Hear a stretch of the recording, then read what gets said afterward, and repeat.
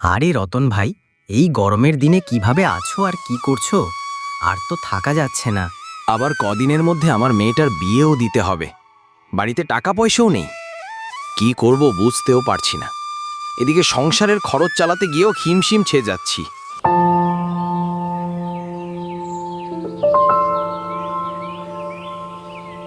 এটা তো তুমি চিন্তার কথা বললে ভাই। তা তোমার মেয়ের বিয়ের জন্য তুমি কি কোনোভাবেই প্রস্তুত নাওনি? এই ধরে নাও গয়নাগাটি বানানো, তারপর কিছু টাকার জমানো। তার বলতে রতন ভাই, তোমার বৌদিকে 1 লাখ টাকা দিয়েছিলাম রাখতে। তা তোমার বৌদির খুব শরীর খারাপ হলো, ডাক্তার দেখাতেই সব টাকা খরচ হয়ে গেছে। আজকের এই খারাপ দিনে কাউকে পাশে পাচ্ছি না, বড় একা লাগছে জানো রতন ভাই। শোনো, তুমি যখন এতই চিন্তায় রয়েছ, আমি তোমাকে একটা প্রস্তাব দিতে পারি, যদি তুমি কোনো কিছু না মনে করো। কি যে বলো রতন ভাই, তুমি যা উপকার আমার করেছো, আর তুমি কোনো প্রস্তাব দিলেই সেটা আমি কিভাবে মনে করতে পারি বলো বলো, এই তাড়াতাড়ি বলো দেখি তো কি প্রস্তাব। আমার বাড়িতে একটা আমার গুণধর ছেলে আছে, সারাদিন শুধু খায় আর শুই, কাজকর্মের প্রতি তো তার কোনো ধ্যান ধারণাই নেই।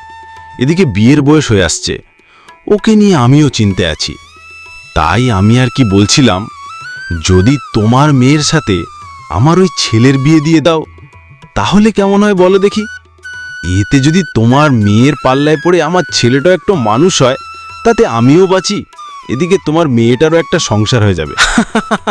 আরে রতন ভাই, এ তো খুব খুশির খবর। এতে করে দুজন দুজনের সাথে বিয়েটাও হয়ে যাবে, আবার আমাদের বন্ধুত্ব সম্পর্কটাও একটা পারিবারিক সম্পর্কে তৈরি হবে। এ তো খুশির খবর। আমি কিন্তু রতন ভাই তোমার প্রস্তাবে একবারই রাজি।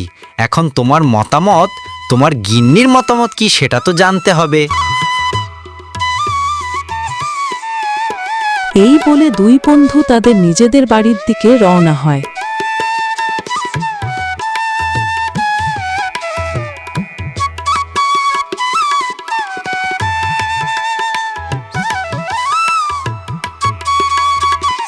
আ আ আ তি তি তি আ আ আ আ আ আ তি তি তি আ আ আ। আরে কই গো, কোথায় গেলে মালতীর মা? তাড়াতাড়ি এসো, এই দিকে এসো, শুনে যাও, খুশির খবরটা শুনে যাও। কি হলো তোমার? হ্যাঁ, এমন করে ডাকছো, মনে হচ্ছে যেন আজ মেয়ের বিয়ের জন্য সব টাকা জোগাড় করে ফেলেছো। সে আর বলতে, শুধু টাকা নয়, একেবারে বিয়েই জোগাড় করে ফেলেছি। কি যে বলো তুমি, বিয়ে কি আর গাছের পাতা? পারলে ঝোলায় ভরলে আর জোগাড় করা হয়ে গেল? আরে না গো মালতীর মা, তাহলে শোনো আসল ঘটনাটা কি। এরপর তার বন্ধু রতনের সাথে ঘটে যাওয়া সমস্ত ঘটনা সুবোধ তার স্ত্রীকে খুলে বলল। বলো কি, সত্যি? তুমি তো দারুণ খুশির খবর শোনালে। এবার তাহলে আমাদের মেয়ের একটা হিল্লে হবে বলছো? আরে হ্যাঁ গো, সে আর বলতে, সত্যি রতন ভাই খুব ভালো লোক গো, সবসময়ই আমাদের পাশেই দাঁড়ায়। এরকম লোক এখনকার দিনে পাওয়া মুশকিল। তাহলে তুমি রতন ভাইকে বলো যত দ্রুত সম্ভব বিয়েটা দিয়ে দিতে। হ্যাঁ গো মালতীর মা, এতে করে বিনা খরচে বিনা পণে আমাদের মেয়েটার বিয়েটাও হয়ে যাবে, আমরাও একটু বাঁচবো। আর এদিকে জানালার আড়াল থেকে মালতী কথাগুলো শুনে বেজায় খুশি। আর খুশি হবে নাই বা কেন? যতই হোক বিয়ে বলে কথা। আর রতনের পরিবারও এতে একেবারেই রাজি, কেননা সুবোধও খুব ভালো মনের মানুষ। তাহলে রতন ভাই, বিয়ে পাকা কবে হচ্ছে? আরে সুবোধ, শুভ কাজে দেরি করতে নেই, চলো কালকেই বিয়েটা দিয়ে দিই।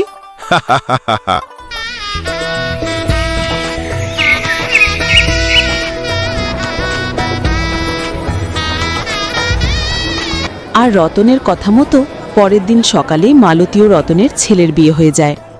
আর বন্ধুর উপকারে গরিব বাবাটাও চিন্তামুক্ত হয় মেয়ের বিয়ের জন্য।